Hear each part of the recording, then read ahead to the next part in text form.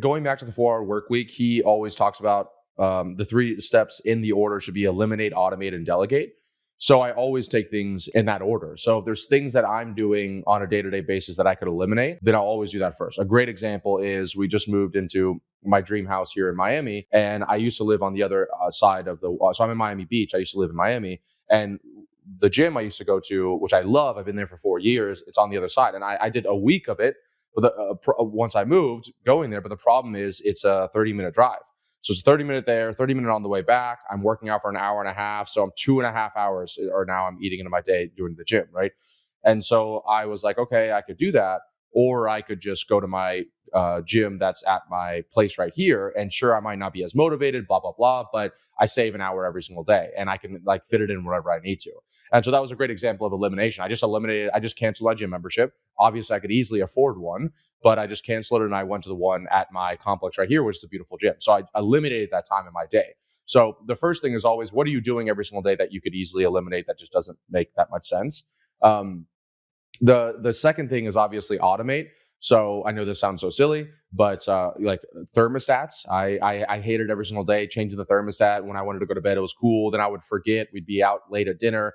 I'd come home. I wanted to go to bed in 30 minutes, but the house was still 74 degrees. So I bought Nest thermostats everywhere. And so now they cool starting at 5 o'clock. It brings it all the way down to when I go to bed at 9, it's at 69 degrees.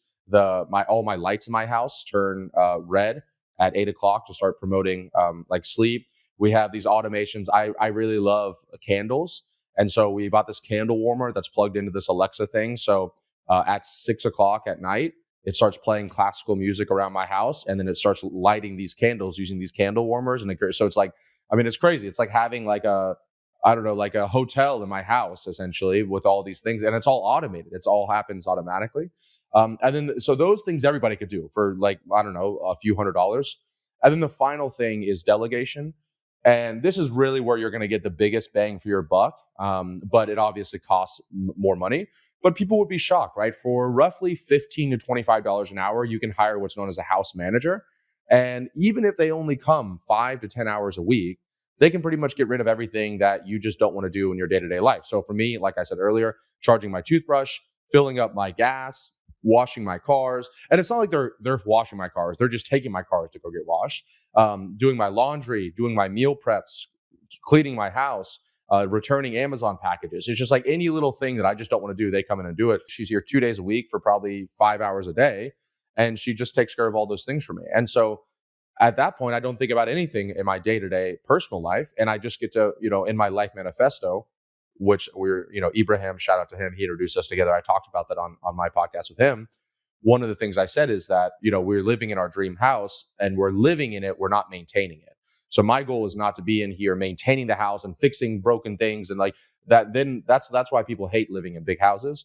But I just want to live in the house. I just want to wake up every single day and just live in it, not maintain it. And then the final step would be like an executive assistant, right? And that's also a little bit more expensive than a house manager. Once again, though, if you're trying to be making hundreds of thousands of dollars a year, you got to kind of buy back your time a little bit. And the executive assistant can do a little bit more higher leverage stuff like planning all of your trips and organizing like dinners and meetups that you're going to. And, I have recurring schedules with my masseuse, and every 2 weeks I get my beard trim, my haircut, and so she coordinates all that stuff together. So that's like the order of operations I would take it. And then you can just be like as little as possible, or you can take it like me and just go to the absolute extreme. But I think if you end up doing a little bit of it, what happens is you'll just, like I said, you'll be rewarded. You'll have more free time. You'll be less stressed. And all the things that you hated doing are now not only getting done, but they're getting done way better than you ever would have done it yourself. If you want my help installing any of these systems in your business done for you, be sure to book a call with my team down below.